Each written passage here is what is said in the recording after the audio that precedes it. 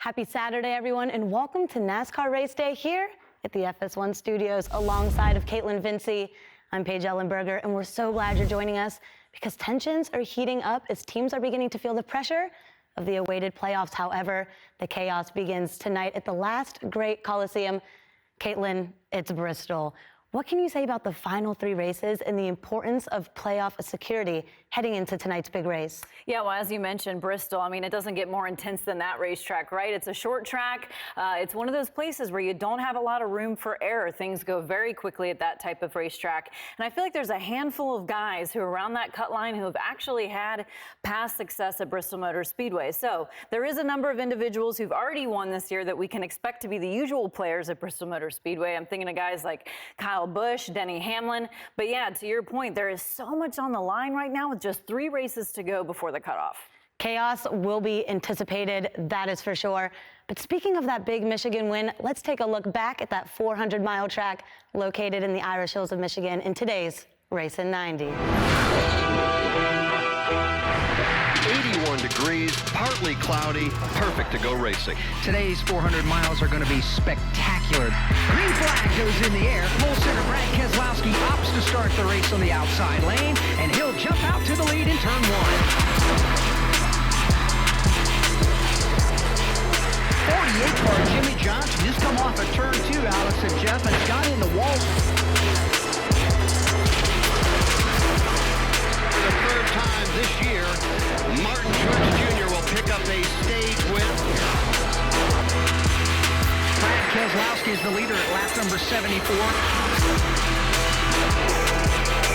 Trumpet turn number 3, right there, higher. That car breaks loose. Somehow he keeps it off the outside wall. Half a spin, if you will, for Brad Keselowski. They're spinning behind him. Green checker flag in the air. Kyle Busch will win stage 2. Austin Dillon goes for a spin off turn 4. Other cars spin. Eric Almirola, he's in it. Nevertheless, Kyle Busch wins stage number 2. One car into the outside wall. Clint Boyer as his struggles continue here late in the regular season. Side by side at the start-finish line with 17 laps to go. Short way around is the fast way around. Kevin Harvick to the lead. Harvick across the line. Checkered flag is out. And Kevin Harvick has picked up win number 2 of 2019. As you can see, a big win for that number 4 team. That puts Harvick at the 6th spot heading into tonight's race. However, take a look at the right-hand side of your screen, and we see guys like Suarez, who's only 6 points behind. Jimmy Johnson, who we mentioned earlier, who has never missed the playoffs, only 12 points below that cut line. But how about that Clint Boyer? He's just barely making the top 16. The race tonight is a huge wild card and will determine a lot moving forward. Caitlin, every week is a battle to gain playoff points and to secure that 16th spot. But with so many drivers that are so close, it's really anybody's to take. So what's the strategy for the guys tinkering maybe above or right below that cut line heading into Bristol? Yeah, I think you're going to see a lot of varying agendas when it comes to this particular race because some teams are playing that points game, trying to collect as many stage points. We've kind of seen those varying strategies at every single racetrack we've been to.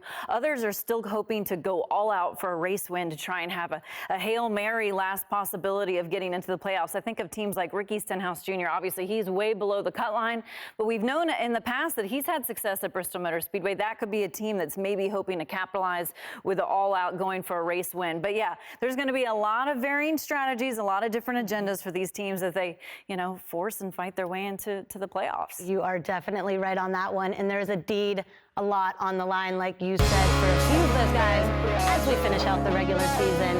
Thank you guys so much for joining us, and stick around for more race coverage coming up after this.